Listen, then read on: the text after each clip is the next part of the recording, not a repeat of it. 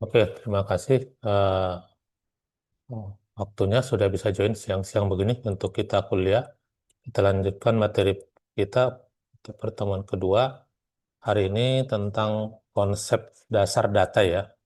Karena saya sampaikan kemarin itu mata kuliah kita itu ada terdiri dari dua kata, ada data dan AI gitu ya, atau artificial atau kecerdasan buatan gitu ya, kecerdasan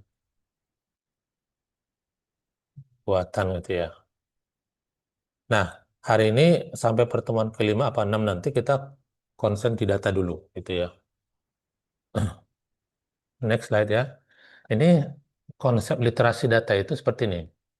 Jadi yang kita anggap selama ini literasi itu bukan hanya membaca, tapi harus paham dan kita punya kemampuan membaca, memahami dan menganalisa ya. Kemarin ya, udah sampaikan sekilas. Terus dan dapat menggunakan data dalam konteks tertentu. Jadi kalau kita punya data itu bisa kita gunakan ya untuk apa tujuannya gitu ya. Jadi kita meliterasi data itu harus lebih mendalam gitu ya. Jadi jangan hanya bisa baca saja gitu ya. Nah, contohnya ketika kita punya data seperti ini gitu ya. Saya coba kasih ilustrasinya. Nah, seperti ini. Misalnya apa namanya nama mahasiswa gitu ya. Nama mahasiswa terus misalnya A sama B gitu ya. Nah, di sini misalnya IPS 1, IPS semester 1 gitu ya, atau IPS semester 2 gitu. Nah, misalnya kita bikin sini 3,0 gitu ya, di sini 3,5 gitu, di sini 2,7 gitu, di sini misalnya 3,2. Nah, kalau dari sini literasi data yang diharapkan itu bukan hanya membaca data. Contohnya, nama mahasiswa A itu memiliki indeks prestasi semester 1 3,2 dan indeks prestasi semester 2 3,5 gitu ya. Terus yang mahasiswa B itu 2,7 dan 3,2 gitu ya. Nah, kalau hanya sebatas baca itu bukan dalam artian tahap literasi yang baik kalau hanya baca gitu ya. Tapi harus ada tahap, ada memahami gitu ya. Memahami, ketika habis kita pahami baru kita menganalisa. Nah, seperti di sini, yang diharapkan itu setelah kita baca, kita menulis data. Menulis data itu dalam artian kita dapat memvisualisasikan data ini gitu ya. Data indeks prestasi mahasiswa ini gitu ya. Nah, dan berupa laporan. Nah, kalau kita berpikir dengan data, berarti kita ada analisis. Contoh, kalau kita mau literasi data, data yang sederhana ini harus mencakup paling tidak tiga ini. Baru kita bisa dikatakan literasinya baik, bagus gitu ya. Contohnya, yang literasinya yang bagus itu nama mahasiswa A, IP, indeks prestasi semester 1 itu 3,0, indeks prestasi semester 2 itu 3,5, dapat disimpulkan bahwa mahasiswa A itu mengalami peningkatan gitu ya. Mengalami peningkatan dari 3,0 ke 3,5 dan memiliki gitu ya. Dan memiliki apa 5 0,5 dibagi 3 itu berapa persen gitu ya. Anggaplah 20%. Berarti peningkatannya indeks prestasi mahasiswa A ke semester 2 itu 20% itu. Jadi kita harus membaca itu, setelah kita baca, kita analisis apa kesimpulannya gitu ya. Tapi kesimpulannya itu usahakan dapat diukur. Jangan hanya misalnya mahasiswa A meningkat dari semester 1 ke semester 2. dari 3,0 menjadi 3,5. Itu sampai di situ. Memang meningkat. Tapi kalau kita mau mau lengkap, meningkatnya berapa begitu ya. Itu penting. Begitu juga dengan yang B juga sama. Nah, nah, satu lagi, ketika kita meliterasi data lagi, biar komplit keterampilan inti kita, gitu ya, dalam hal literasi.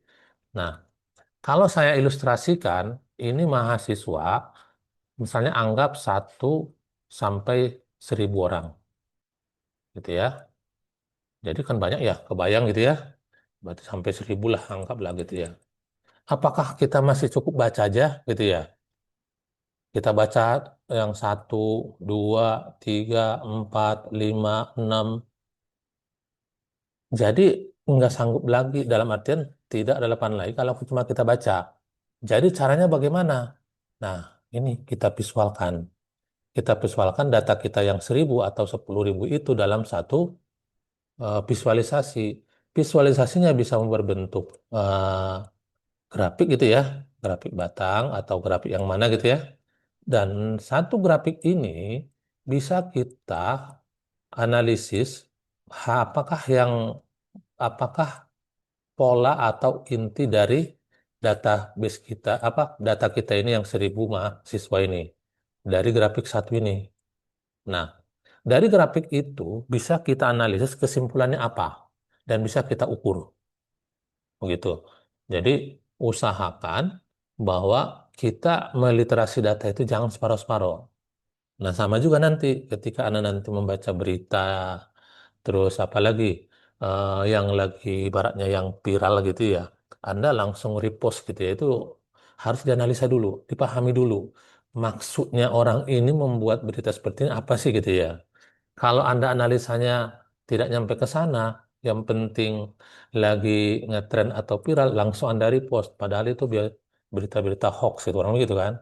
Itu penting juga. Jadi tingkatan analisa ini dalam literasi penting kita seorang Bisa saya ramai, bilang bisa Pak. seorang seorang apa seorang apa namanya yang katanya kita ibaratnya yang berpendidikan tuh Pak harus merusak barang memahami ini ini lah baru gitu ya berapa bulan kayaknya. seperti itu. Jadi harus memiliki tiga ini kurang lebih. Jadi mohon ke depannya itu setelah belajar kita literasi data ini harus komprehensif memahami data itu. Setelah kita baca, kita pahami, kita analisis. Mudah-mudahan kalau data itu untuk kita bisa kita implementasikan, gitu ya, seperti itu. Nah, setelah literasi data, intinya kita harus namanya yang kedua ini literasi konsepnya itu ada namanya literasi data dalam era digital. Data ini saat ini ya tidak bisa kita pungkiri satu platform saja gitu ya. Anggap aja lah WhatsApp itu setiap hari kita memproduksi data gitu ya. Misalnya WhatsApp kita tiap hari gitu ya memproduksi data gitu ya. Nah, contohnya Anda ngirim data 1 kali WA lah, itu berapa ratus juta orang dan berapa miliar orang memproduksi data 1 hari. Bisa-bisa menjadi petabyte gitu kan, bisa 1.000 petabyte gitu ya 1 hari gitu ya. Nah, petabyte. Nah, yang besar ini gitu ya, dengan perkembangan zaman kan, sekarang kan dengan zaman saat ini kan data selalu digital semua sekarang kan, sangat besar. Bagaimana kita meliterasi ini? Kan kalau tadi kalau ketika kita compare dengan data yang sedikit ini kan kita masih bisa lihat kan tanpa kita menggunakan visualisasi. Tapi ketika sudah lebih besar lagi kita menggunakan visualisasi ya. Nah, tapi kalau sudah di eranya nanti sudah data digital itu bisa bukannya ngomong 1.000 lagi bisa 1 juta bisa 1 miliar data. Itu bagaimana kita meliterasinya, memahaminya gitu ya. Jadi kita butuh yang namanya pendekatan big data nanti gitu ya. Big data itu data yang besar, yang sangat kompleks, di mana biasanya sudah tidak bisa pendekatan statistik biasa untuk memahami datanya gitu ya. Nah, adanya literasi yang era digital itu kita itu menggunakan data-data besar itu, menggunakan pendekatan data khusus untuk yang big data. Nah, yang ketiganya saat ini kalau udah era digital, itu kemampuan kita memilih data itu suatu tantangan. Contohnya, yang mana ketika Anda mencari materi atau mencari informasi, terlalu banyak pilihannya, pilihan informasi yang kita dapatkan, baik dari media sosial yang banyak atau media yang stream, ya, ataupun dari surat kabar. Saat ini sangat mudah, tapi tantangannya adalah bagaimana kita meliterasi kita, tingkat literasi kita memilih data informasi yang valid tadi.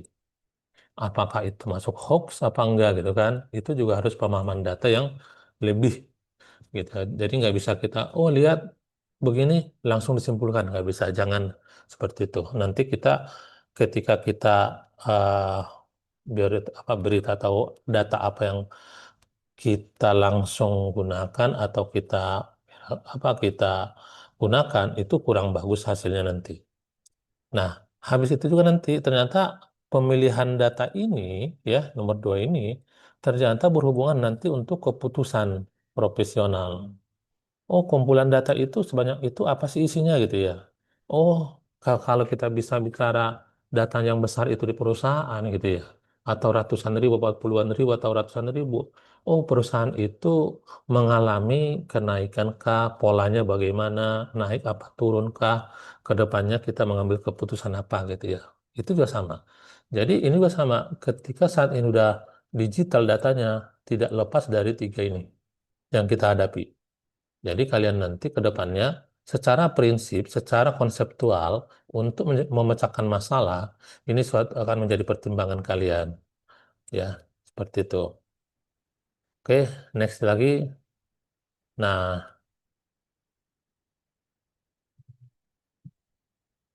lanjut ya. Data itu kemarin sudah di, kita singgung sedikit. Data itu adalah fakta, gitu ya, fakta yang mentah berupa angka, simbol atau teks dan belum diolah. Nah, gini.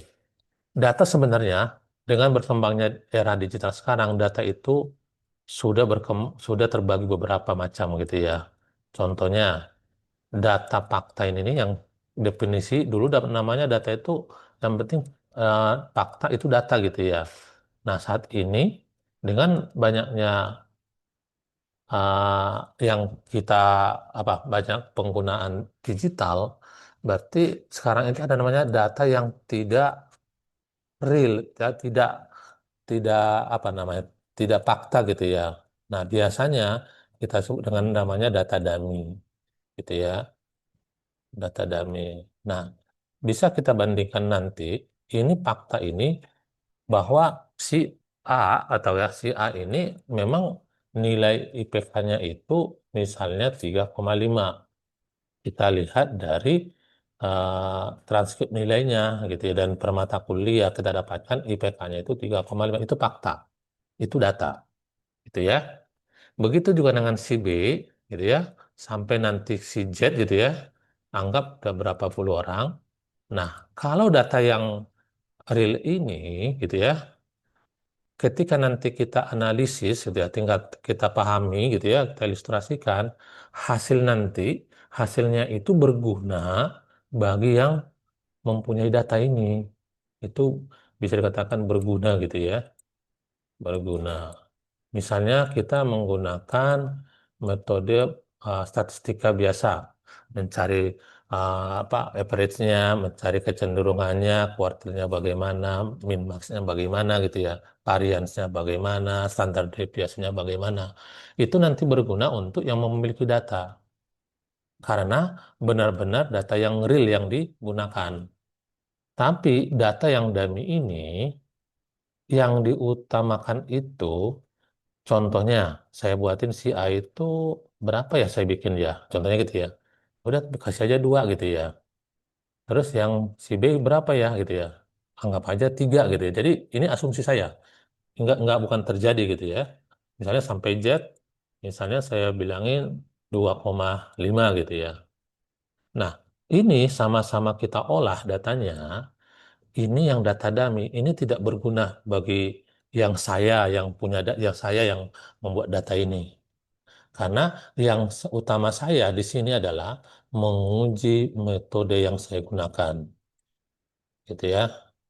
Menguji metode. Misalnya kalau metodenya apa namanya mencari varian gitu ya, saya ternyata bisa melakukan atau menerapkan ke dalam data saya apa itu varian, apakah nilai maksimalnya berapa, minimalnya berapa.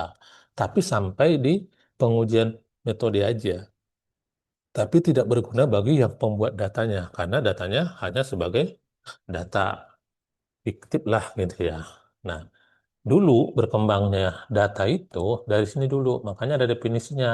Data itu adalah fakta mentah. Nah, sekarang dengan banyaknya apa namanya beragam data dapat dikategorikan dalam jadi ada data dummy ini. Tapi tidak berguna bagi orang lain ya. Tapi tujuannya adalah menguji model ini. Nah, itu seperti ini nih. Nilai ujiannya mahasiswa anggap aja benar-benar dapat nilainya 80, 75, 90. Iya, namanya Andi sama Budi. Kalau benar-benar fakta. Tapi kalau enggak, buat apa? Hanya sebagai contoh aja, gitu ya. Nah, sekarang data ini untuk saya, gitu ya. Ini namanya dummy.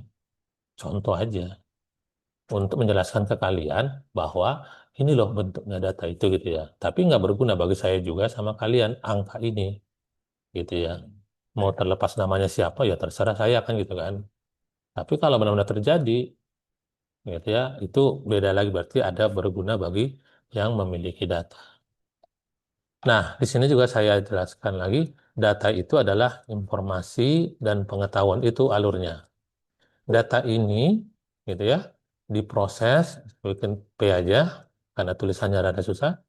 Data diproses menjadi informasi akan menjadi pengetahuan, gitu ya. Terus data itu ada fakta, entah fakta ketika bicara fakta berarti benar-benar real terjadi. Hah? Jadi bukan asumsi. Nah, informasi itu data yang diolah sehingga bermakna. Nah, ini definisinya nih. Berarti data ini data fakta mentah, informasi itu adalah data yang sudah diolah sehingga bermakna gitu ya. Nah, pengetahuan itu apa? Informasi yang dipahami, yang dianalisis ya, lalu digunakan untuk mengambil keputusan. Bicara keputusan berarti kan strategis. Kalau Anda di perusahaan, kalau udah bicara keputusan berarti mau nggak mau udah aturan gitu ya. Jadi itu. Tapi sebelum aturan, biasanya alurnya ini dulu. Data diproses menjadi informasi, habis itu menjadi pengetahuan. Secara pengetahuan, diambillah keputusan. Nah, ketika keputusannya kurang bagus, contohnya kalau di perusahaan tidak berpihak terhadap terhadap karyawan, biasanya yang pemegang keputusan itu ngambil datanya tidak benar-benar terjadi gitu loh. Atau bisa juga yang ngasih data itu asal-asalan gitu ya, bahwa yang memberikan data itu bukan berpihak terhadap karyawan gitu ya, kurang lebih gitulah. Data itulah diproses menjadi informasi, habis itu menjadi pengetahuan pimpinan, diambillah keputusan. Makanya pastikan data ini penting gitu ya, biar nanti alur keputusannya itu sangat baik dan berkualitas dan penting bagi penggunanya gitu ya. Nah, di sini diilustrasikan, tadi saya contoh yang lain ya, tapi kalau di sini saya ilustrasikan contoh ini menjadi pengetahuan seperti ini. Al- eh, Ilustrasinya, datanya ini, informasinya rata-rata kelas 82, pengetahuannya kelas sudah mencapai target minimal 75. Nah, ini informasinya. Kalau keputusannya contohnya seperti apa? Keputusannya itu kalau sudah mencapai 75 tidak perlu ada lagi perbaikan kurang lebih itu ya. Kalau sudah tercapai gitu ya. Nah, seperti alur itu penting kita pelajari. Itu basic kita berpikir. biar kita nanti nggak dianggap orang apa namanya asal asal asal ngomong gitu ya, asal ini, tapi kita analisis harus kuat. Situlah nanti ciri khas kita bahwa kita pernah belajar gitu ya. Jangan nanti ketika kita ini langsung disebutkan tanpa memikirkan data pendukung kita gitu ya, seperti itu. Ini penting. Terus lanjut, karakteristik data itu ada gini. Ya, bisa dikatakan tadi data yang bagus itu, yang fakta itu, kalau kita nanti kita olah menjadi informasi dan atau menjadi pengetahuan dan akhirnya juga menjadi keputusan, data itu harus akurat, ya. Terus juga harus lengkap, jangan sepotong-sepotong data yang kita kumpulkan. Terus juga ada yang harus relevan, terus ada up to date, terus ada konsisten. Contohnya yang akurat itu ketika kita anggap contohnya lah, saya kasih. Nah, absen kehadiran karyawan gitu ya. Ini benar-benar diambil misalnya untuk penggajian. Berarti kita ambil dari tanggal 1 sampai tanggal 30 anggap gitu ya. Berarti kita harus ngambil benar-benar ini harus akurat pengambilan datanya gitu ya. Jangan nanti diambil pengambilan datanya sebelumnya. Padahal yang diminta adalah pada bulan misalnya sini bulan Juni gitu ya. Yang kita ambil itu bulan sebelumnya atau bulan sebelumnya lagi. Itu tidak akurat. Jadi data itu harus akurat. Nah, habis itu harus lengkap. Jangan sekali-kali absensi itu dibilangin ya udah biar nanti hitungannya apa namanya tidak terlalu banyak, anggap aja kita hitung sampai 1 sampai 20 aja dalam 1 bulan ini. Padahal masih ada sisa 10 hari lagi gitu ya. Itu. Ini nggak lengkap namanya. Usahakan harus lengkap biar nanti informasi lengkap. Tuh. Relevan. Nah, jadi absensi ini bicara kita perhitungan untuk penggajian berarti kan absensi. Tapi jangan ngambil nanti apa pekerjaannya dia apa misalnya kalau dia diproduksi hasil hasil kerjaannya dia bukan itu. Karena bicara untuk penggajian gitu kan. Jadi ini harus relevan. Data kita ini sesuai antara yang kita ambil informasi dengan data yang kita uh, punya gitu, yang kita miliki gitu ya. Jadi itu harus relevan. Jangan nanti asal data Anda masukkan gitu ya. Tapi data lain Anda masukkan itu tidak baik. Nah, di sini selanjutnya ada up to date. Seperti yang saya bilangin tadi. Ketika diminta bulan Juni yang update-nya untuk penggajian Juli gitu ya. Tapi Anda ngambil bulan sebelumnya. Itu nggak update. Tuh. Terus ada lagi datanya konsisten. Konsisten itu penting. Contohnya, dalam absen itu, gitu ya, eh, misalnya kita eh, absennya menggunakan pakai apa namanya manual gitu ya, ada yang manual, ada yang apa se, jari gitu ya, itu nggak boleh hal yang berbeda itu harus sama, harus konsisten. Kalau data yang mana yang kita pakai? Kenapa? Ketika nanti kita gunakan dua sumber ini, walaupun tujuannya sama-sama mereka kehadiran, tapi nanti ada bias nanti, ada bias nanti di dalam mengambil dalam mengambil informasinya untuk keputusannya, gitu ya, seperti itu. Nah, setelah itu nanti kita diskusikan ya pada saat nanti sesi keduanya, karena zoom ini bisa keluar nanti ya. Nah, terus jenis data ada beberapa jenis data itu ada terstruktur gitu ya. Berarti ketika bicara terstruktur berarti ada yang semi terstruktur, ada yang tidak terstruktur. Nah, di sini bisa kita lihat terstruktur itu tersimpan dalam format tabel. Kalau dalam komputernya itu namanya database ya, orang komputernya ada spreadsheet atau di Excel ya. Ini Excel. Apa ciri khasnya? Ya, intinya ada tabel lah gitu ya. Ini seperti yang tadi yang saya kasih contoh nilai mahasiswa tadi gitu ya. Itu namanya data terstruktur. Begitu ya. Kalau tidak terstruktur berarti nanti ada kita ketemu yang tidak menggunakan tabel gitu ya. Nah, contoh data terstruktur itu data penjualan. Ada ID-nya gitu ya, ada ya, ID, ada nama gitu ya, ada jumlah harga gitu ya. Nah, ini namanya terstruktur. Apa kelebihannya datanya terstruktur itu? Mudah disimpan, dianalisa dengan SQL. SQL itu database ini, bahasanya data untuk mengolah database. Ya, namanya struktur query language ini. Kita nggak harus belajar ke SQL-nya nggak. Itu ada alat mengolahnya, menganalisis kalau sudah bentuknya database, database atau spreadsheet yang berbentuk tabel, yaitu yang Excel yang sering kita temukan, begitu ya. Nah, selanjutnya ada namanya semi terstruktur.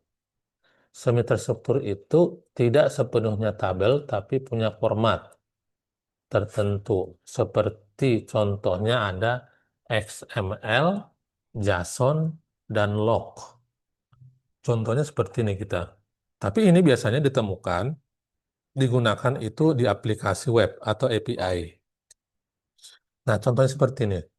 Misalnya di dalam lembar kerjanya itu akan tersimpan berupa log gitu ya, atau JSON misalnya di sini nama, nim, nilai, tapi tidak bentuk tabel gitu ya, tapi hanya tulisannya ke samping gitu ya, seperti itu ya. Jadi itu yang dikatakan bentuknya data yang semi terstruktur. Ini sering kita temukan nanti eh, di programming apa di komputer ya. Tahu ini. Nah, terus selanjutnya ada lagi yang namanya tidak terstruktur. Tidak terstruktur itu berarti tidak punya format tetap. Nah, data itu seperti itu. Contoh, gambar. Gambar itu kan data juga kan. Ketika Anda ngambil foto Anda, itu sudah jadi data gitu ya. Tapi itu kategorinya tidak terstruktur. Video, audio, atau teks. Seperti Anda ngetik gitu ya. Jadi intinya berbasis tulisan, suara gitu ya. Artikel dan macam-macam itu kategorinya itu tidak terstruktur. Ya, tidak struktur ini biasanya ditemukan di mana? Kalau gambar udah jelas kita temukan di mana-mana gitu ya. Kalau video kita udah tahu di mana, misalnya di YouTube dan macam-macam. Anda juga merekam sesuatu itu namanya video. Datanya itu bentuknya tidak terstruktur, itu kategorinya. Nah, audio juga, teks juga sama ketika Anda komentar gitu ya. Itu kategorinya data tidak terstruktur gitu. Nah, porsi terbesarnya ini biasanya dalam data yang besar atau nama nama kerennya itu big data gitu ya. Seperti itu. Jadi ada tingkatan itu. Eh, Data itu ada yang kecil, sedang, dan besar gitu ya. Jumlahnya gitu ya. Seperti itu. Nah, selanjutnya lagi ini summary-nya dari data itu, dari data terstruktur, semi terstruktur, sama tidak terstruktur. Baik dalam bentuk, contoh, sama kemudahan dianalisis. Misalnya tabel ya, tabel bentuknya seminya itu kalau yang semi formatnya fleksibel, tapi kalau tidak terstruktur itu medianya bebas, yang mana saja. Ini biar kalian bisa mudah membedakan ya, dibuat seperti ini. Jadi antara ini terstruktur versus semi terstruktur sama versus tidak terstruktur gitu ya. Contohnya tadi nih, database atau Excel, tadi Spreadsheet ya. Spreadsheet, terus ada JSON atau XML atau log tadi. Terus juga kalau yang itu ada video, ada teks, dan ada audio. Nah, ini kemudahannya, tingkatannya. Kalau berbentuknya tabel kayak tadi, itu sangat mudah kita pahami dan dianalisis, dan mudah juga kita visualisasikan seperti itu. Nah, kalau yang sedang ini, yang tadi banyak yang banyak temukan di komputer gitu ya, yang di web gitu ya, ini rada apa namanya eh, lebih lebih sulit dibandingkan dengan yang terstruktur gitu ya. Nah, kalau yang namanya ini, yang ketiga tidak struktur, ini yang paling banyak kita temukan. Makanya pendekatannya banyak. Bagaimana kita menyelesaikan permasalahan-permasalahan yang data terstruktur. Itu nanti kita mau tidak mau, kita bisa menggunakan kecerdasan tiruan atau kecerdasan buatan gitu ya. Yang nanti di next lagi kita belajar tentang kecerdasan buatan gitu ya. Seperti itu. Dan nanti ini kita skip. Tapi kalau yang ini saya yakin tadi bisa. Kalau ada tabel, Anda visualkan menggunakan apa? Menggunakan apa? Grafik, chart, bar gitu ya, scatter plot gitu ya. Seperti itu. Tapi kalau sedang ini butuh pendekatan nih. Kita nanti menggunakan SQL nanti. MySQL ini. Ada perintahnya, tapi sangat sederhana. Kalau yang ini lebih rumit. Ini harus mau nggak mau menggunakan apa namanya metode-metode yang sekarang ini yang sering dikenal dengan AI itu, ya. Jadi sekarang ini yang pekerjaan AI itu menyelesaikan masalah ini sebenarnya. Ya, contohnya AI itu bagaimana mendeteksi orang dari eh, apa namanya dari biometriknya atau sidik jarinya gitu ya. Seperti itu kan. Terus bagaimana mengenal orang itu dari matanya, mungkin absensi atau muka menggunakan face recognition gitu ya, dari wajahnya gitu ya. Jadi Anda nggak usah pencet lagi, tinggal mukanya ke kameranya langsung kesimpan hadir gitu ya, seperti itu. Itu namanya sulit kategorinya. Makanya digunakan pendekatan AI gitu ya. Itu. Terus selanjutnya ada yang namanya siklus. Siklus itu berarti kan flow-nya gitu ya. Flow-nya namanya data life cycle-nya itu pertama itu data itu kita kumpulkan dulu. Nah, urutannya gitu kan. Habis itu kita simpan, habis itu kita olah, habis itu kita distribusikan, habis itu kita pelihara atau kita update, baru kita hapus. Ini untuk data. Terus untuk pengumpulan data ini ada penjelasannya, gitu ya. Satu, diperoleh dari mana, gitu ya. Contohnya dari sensor, survei, atau aplikasi, atau transaksi. Penting dipastikan validitas dan keaslian datanya. Itu bicara pengumpulan data, begitu ya. Terus nextnya untuk tahap 2 dan 3, gitu ya, yang penyimpanan sama analisis, kita harus memikirkan penyimpanannya. Penyimpanannya gimana? Database kah, cloud kah, atau data warehouse? Ya, kalau database itu biasanya yang komputer yang Anda di perusahaan menggunakan database. Kalau dia tidak menggunakan internet itu ya, biasanya menggunakan database. Tapi kalau cloud ini pasti dia bisa ada database tapi yang di cloud-nya sana gitu ya. Tapi ini eh, bukan tempat kita gitu ya. Jadi di tempatnya bukan di dekat sama kita gitu ya. Ini data warehouse, ini yang di dekat sama kita. Terus tujuannya apa? Ini penting di sini analisanya, statistik, pendekatannya, machine learning. Machine learning ini adalah cabang dari kecerdasan tiruan atau tiruan itu kan buatan ya, gitu. Dan bisa juga visualisasi data tadi yang saya gambarkan tadi, memahami data yang sederhana tadi menggunakan visual tadi ya, seperti itu. Nah, untuk tahap 4 dan 6 tadi distribusi, pemeliharaan dan penghapusan itu distribusinya laporan dan bentuk dashboard. Nah, ini di terakhir ini gitu ya. Habis itu pemeliharaan, update data lama, verifikasi ulang. Yang terakhir penghapusan itu menghapus data yang tidak relevan, menjaga privasinya gitu. Nah, terus contoh aplikasi di siklus data itu adalah di e-commerce. Mungkin kalau Anda beli beli online gitu ya. Ini bisa data itu mengumpulkan data pembelian, misalnya Shopee lah, Tokopedia. mengumpulkan data pembelian dia, terus menyimpan dalam database, terus baru analisa polanya, baru distribusi laporan, atau update stok barang, atau arsip data lama.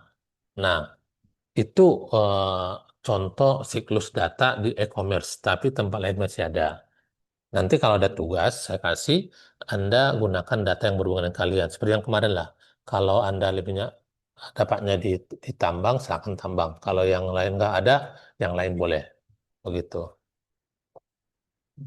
Nah, begitu. Dulu ini kita keluar dulu, tinggal 1 menit lagi ya. Nanti kita join lagi ya untuk diskusinya. Terima kasih. Saya keluar dulu.